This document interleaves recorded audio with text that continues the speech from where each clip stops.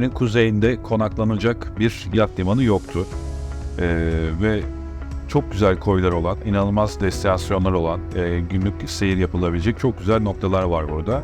Ama teknelerin hava durumundan dolayı korunacakları alan olmadığı için de buraya çok fazla gelinemiyordu. Şimdi insanlar artık bu yeni alanı keşfetmeye başlayacak ve buranın güzel noktalarını görecekler ve bence yelkenciler için de çok güzel bir kazanç alanı oluştu. Yat limanından çıktığınız zaman bir günübirlik seyir yaparsınız. Akşamı tekrardan marinaya dönebileceğiniz şekilde kısa süreli veyahut 2 gün konaklayabileceğiniz alanlar vardır. Bizim bu her iki konuda da çok güzel alternatif rotalarımız var.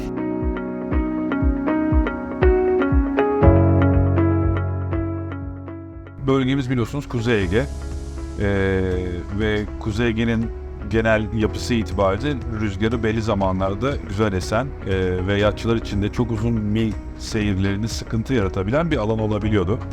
Özellikle Ayvalık ve Çeşme'de bahsettiğiniz gibi aradaki rota içerisindeki 50 millik bir süreç yatçıları çok ciddi yoruyor. Karaburun'u geçerken veya Dikili'yi geçerken. Bu uzun süreç içerisinde muhakkak korunaklı bir alan ihtiyaçları vardı yatçıların. Özellikle İstanbul'dan güneye inen yatçıların. Bu yeni oluşacak olan destinasyon özellikle transit geçen tekneler için çok büyük bir avantaj sağladı. Hepimiz güney seyrinde veya kuzeye çıkarken bu sıkıntıları çekiyorduk. Yani konakladığımız yerlerde konaklama sürelerimiz artmak zorunda kalıyordu. Geçiş esnasında istediğimiz noktaya ulaşmak için ilave günler kaybediyorduk. Şimdi bu sayede maksimum gidebileceğimiz noktalar arttı. Direkt artık bundan sonra güneyden gelirken burada bekleyip bir gün havanın durumuna göre tekrar çıkıp yolumuza devam edebilme şansımız oldu.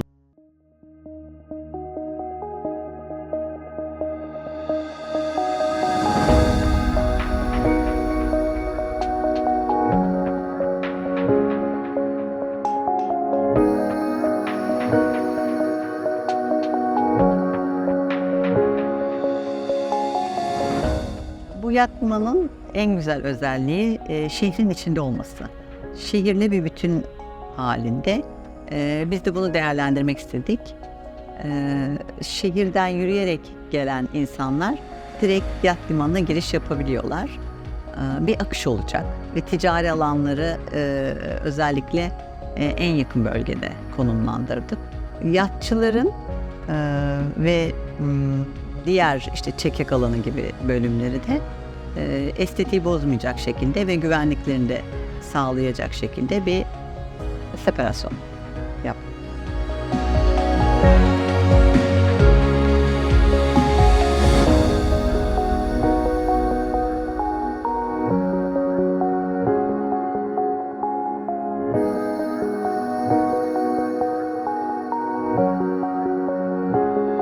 Yat limanlarında olması gereken binalar var. Öncelikle onları değerlendiriyoruz. Yani işte tuvalet sayıları, otopark sayısı gibi kriterler var. Bütün bu kriterler göz önüne alınıyor. Yat limanında olması gereken bütün binalar tasarlanıyor ve bunların doğru yerleri. Önemli olan o yerleşim planı ve akış da çok önemli. Ona göre bir plan hazırladık. Biraz tabii bölgesel mimariye de dikkat ettik. Zaten burada kat yükseklikleri gibi bir takım yani imar durumuna göre sınırlamalar var. Onları göz önüne aldık.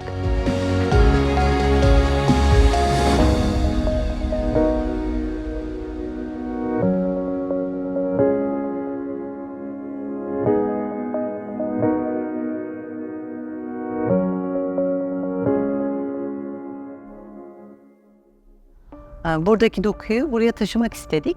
Ama tabii eskiyle yarışmak şeklinde olmasın da modernize edilmiş binalar. Fakat oradaki dokuyu buraya da yansıtalım. İkisini karıştıralım istedik. Binalarımız da o yüzden hem modern hem de Foça dokusunu taşıyor.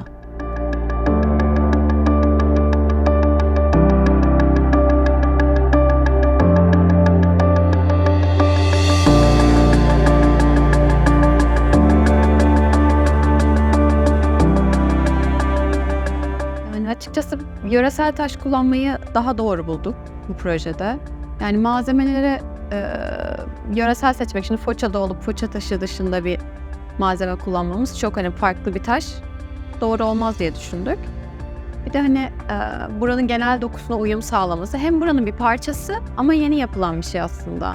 Hani mimaride bence o çok önemli. Şey tamamen imitasyon olarak taklit etmek değil ama mutlaka oradan bir referans alıp onun sana tasarımının bir başlangıç noktası olması. Ve bunun yeniyle sentezi aslında bizim tasarımımızın ana öğesi. Biz aslında burayı gezerken de dokulara, eski binaların doku fotoğraflarını falan çok çektik. Onların üzerlerinden de ilerledik.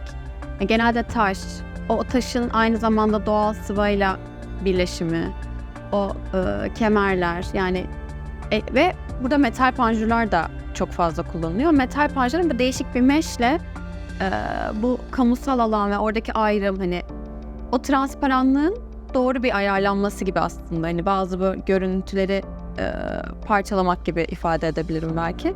Çünkü burada kamusal alan ve yarı kamusal alan ve özel alan var. Marinalar için çok önemli bir konu bu. Marinalarda şimdi kimisinin aklındaki düşünce marinalar çok kapalı, tamamen dışarıdan kopuk. Her iki tarafında endişeleri var. Hem şehir dahil olmak istiyor hem burada tekne sahipleri kendi özel alanlarını ve güvenliklerini korumak istiyorlar.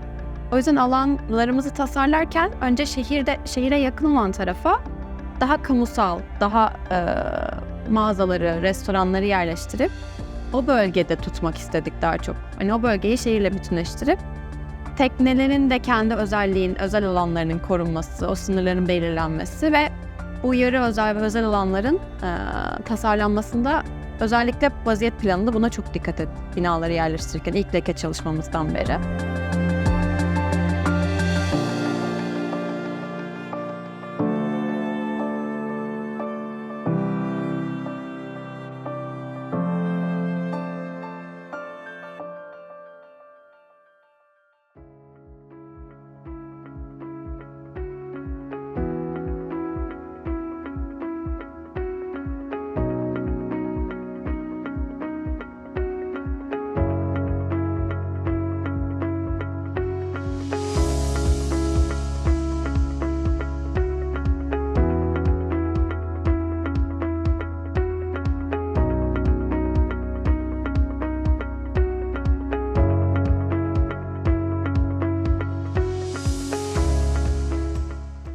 İlk dalışımızı yaptık. Biraz rüzgarlı bir havayı tercih ettik maalesef. Hava şartlarından dolayı. Ama yapmak zorundaydık. Su sıcaklığı şu anda 14 derece. Biraz soğuk, serin bir hava. Su da aynı o şekilde. Ama görüş çok iyiydi. Tonoz kontrollerini yaptık. Birkaç tane tonozun yerleri değişmesi gerekiyor. Ensel hatlarını kontrol ettik. Pontonların kazıkları nereye çıkılacak onları baktık, kontrol ettik. Yerlerini belirledik şamandıralarla. Gayet keyifli geçti ilk dalışımız ama çok daha dalışımız olacak.